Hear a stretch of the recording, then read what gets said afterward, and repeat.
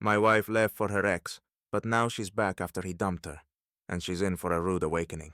I'm Andrew, 33, and let me tell you, I thought I had life all figured out. 8 years of marriage, a sweet 5-year-old daughter, and what I believed was the kind of love people write sappy Hallmark cards about. Then Lisa, my wife, well, wife might be a stretch now, decided to torch it all like it was a clearance sale at her moral compass store. She's 31, and let's just say, the moment she told me, Ethan and I have unfinished business, it felt less like a revelation and more like a WWE smackdown to my self-esteem. Unfinished business? What are you, a detective in a poorly written crime drama? Turns out Ethan was the guy before me, the one she totally moved on from. Or so I thought. Plot twist. She didn't. Picture this. I'm standing in the middle of our living room, staring at the empty space where her favorite chair used to be. You know, the one she always hogged during movie nights? Yeah, gone. Kind of like my marriage. She packed up and bounced so fast I half expected to find cartoonish dust clouds trailing behind her U-Haul. Oh, and she didn't just leave me. No, that would have been too simple. She left Emily, our 5-year-old. Her reasoning? It's complicated. Yeah, Lisa, you know what else is complicated?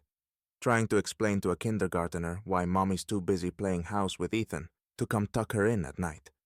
Weeks later, the divorce papers landed in my mailbox like some cosmic punchline. At that point, I wasn't even angry. I was just numb. Lisa had effectively Thanos snapped out of our lives. Except instead of saving the universe, she was shacking up with her ex in some overpriced condo downtown. And while she was out there living her best unfinished business fantasy, I was at home Googling how to be a single dad without losing your sanity. Emily kept asking, "Is mommy coming back?" And what was I supposed to say? Sure, sweetheart. Right after pigs start flying economy class. But here's the kicker. The Instagram posts. Oh yeah, Lisa was all over social media with Ethan.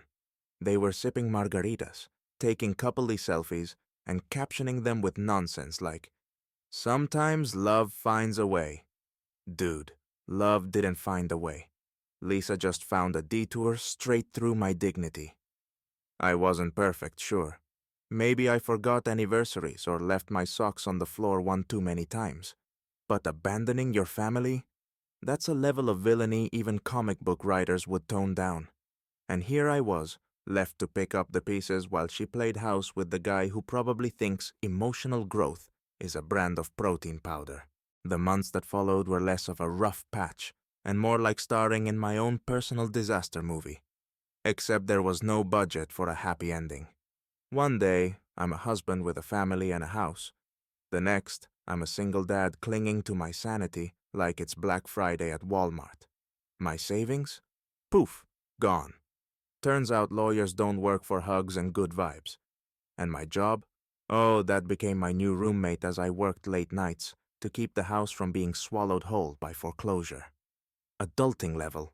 Impossible. Meanwhile, Lisa was living her best influencer life. Her Instagram was a highlight reel of her tropical getaways, overpriced dinners, and those vomit-worthy couple goals shots with Ethan. Yeah, Ethan, the guy who thought wearing sunglasses indoors was a personality. The best part? His caption under one of their beach selfies, "Found my way back to the love of my life." I'll give you a moment to cringe. Done? Good. Let's continue. I was a wreck. Couldn't eat, couldn't sleep, couldn't even look at the couch without remembering how Lisa used to hog the remote during movie nights. And Emily? God, she was the worst part of it all. Not her fault, obviously, but 5-year-olds have a talent for asking questions that hit harder than a linebacker. "Did I do something wrong?" she'd ask, her little voice cracking. "Is that why mommy doesn't live with us?" Boom! Instant heartbreak. You ever try explaining adult betrayal to a kindergartner? Spoiler, you can't. So I'd do the only thing I could. Pull her close, kiss her forehead, and tell her it wasn't her fault. But let's be real, she wasn't buying it. 5-year-olds? Emotional sponges. They soak up everything. Your words, your mood, even the pain you're desperately trying to hide. And that guilt? Oh, it was relentless. Every time Emily looked up at me with those wide, innocent eyes, it felt like someone jammed a knife into my chest and twisted it for fun. I'd put on a brave face, crack a joke, try to distract her with her favorite cartoons, but inside, I was unraveling. The worst was bedtime. After tucking her in, I'd sit on the edge of my own bed, staring at the ceiling, wondering how the hell I ended up here. I'd replay every fight, every cold shoulder, every moment that led Lisa to pack her bags and leave. But no matter how much I tortured myself, the answer was always the same. It wasn't enough to keep her, and now I was left with a broken kid and a broken heart. Lisa? She was out there sipping mojitos. Me? I was sipping on survival, one sleepless night at a time. 6 months later, guess who decided to grace my doorstep? Yep, Lisa. Not a DM, not a phone call. She showed up in person. And let me tell you, this wasn't the Lisa from her tropical Instagram escapades. Gone were the golden hour filters and margarita smiles. In their place, disheveled hair, red-rimmed eyes, and a suitcase that screamed, "I burned every bridge and this was my last stop." "Ethan dumped me," she said, voice cracking like she expected me to whip out a sympathy card. "He said I wasn't who he thought I was." Oh, the audacity.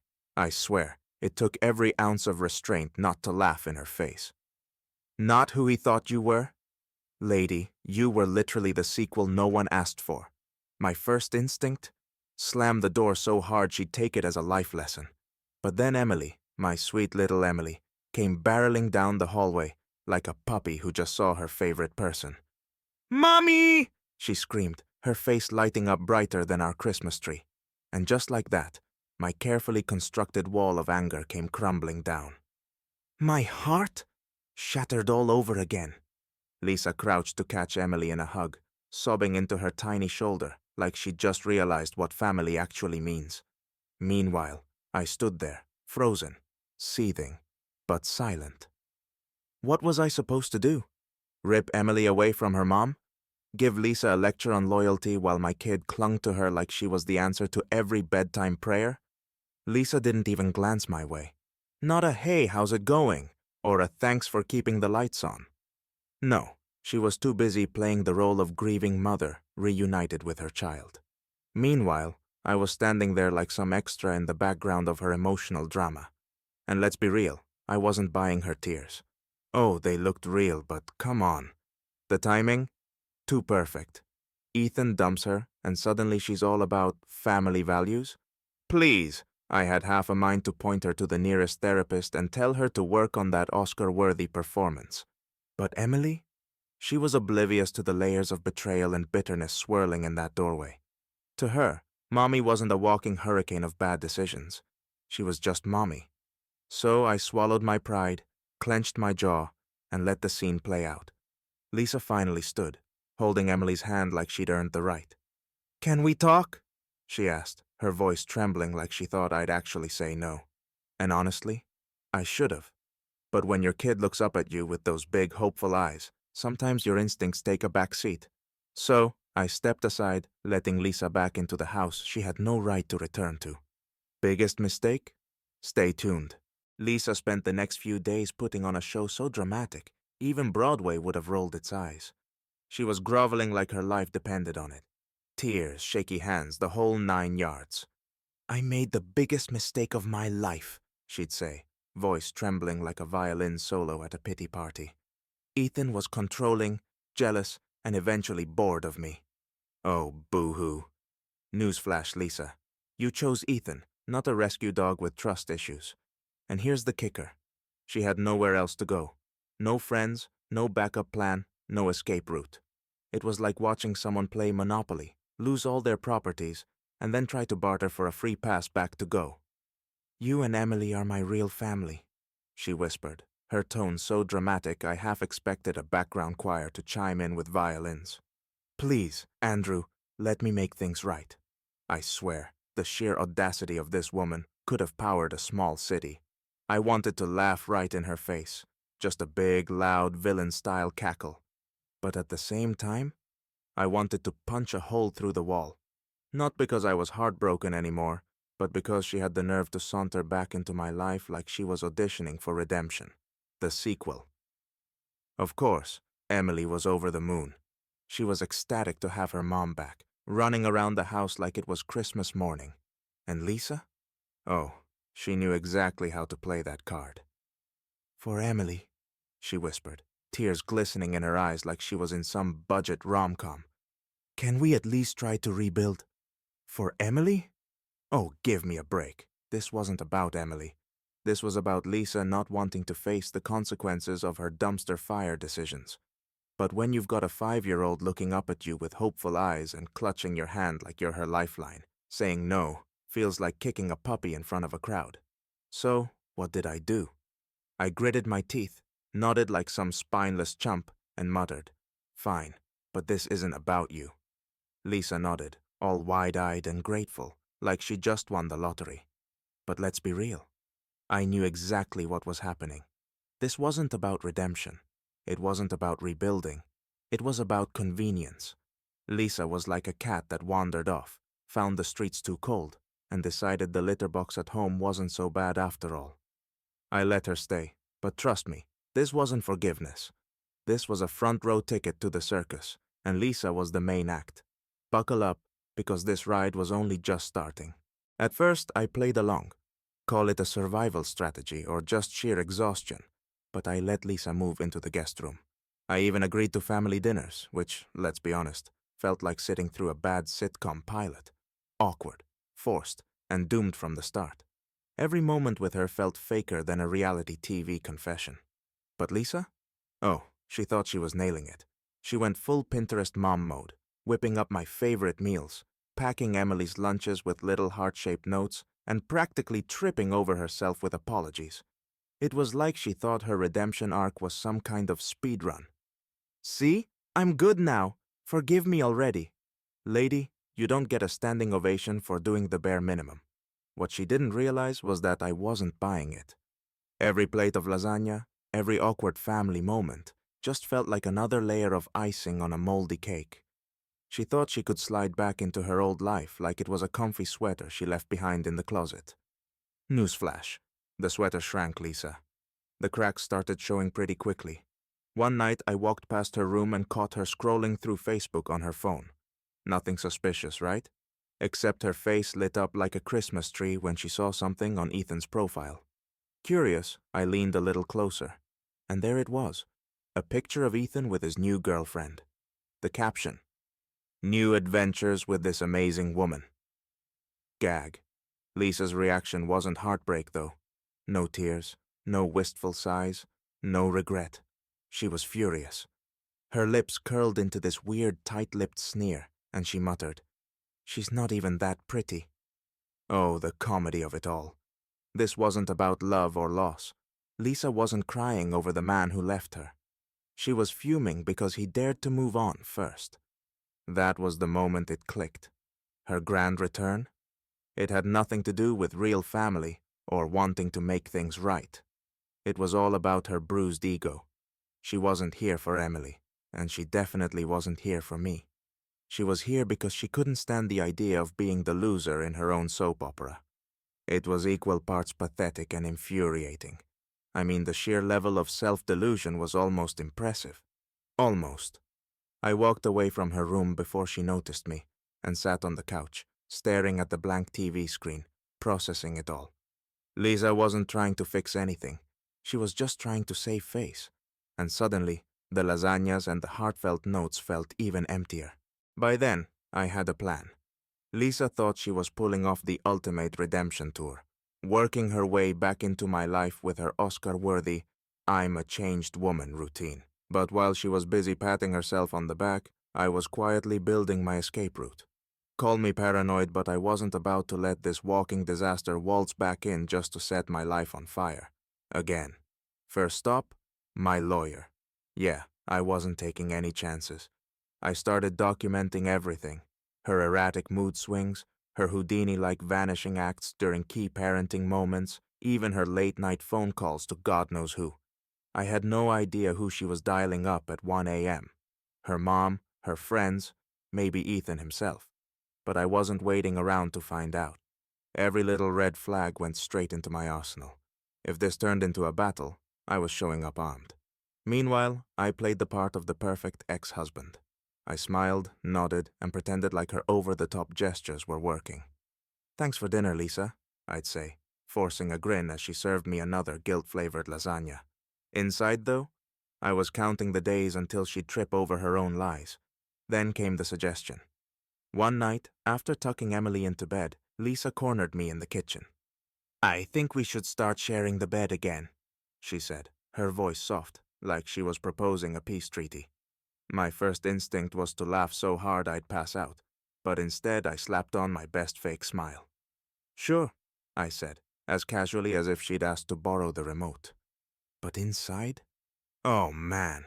Inside, I felt like a soldier being sent into enemy territory with nothing but a butter knife. Sharing a bed with Lisa wasn't intimacy, it was psychological warfare. Every night, I'd lie there staring at the ceiling, wondering how long this charade would last before she showed her true colors. Spoiler, it didn't take long. Lisa, of course, thought she was winning me over.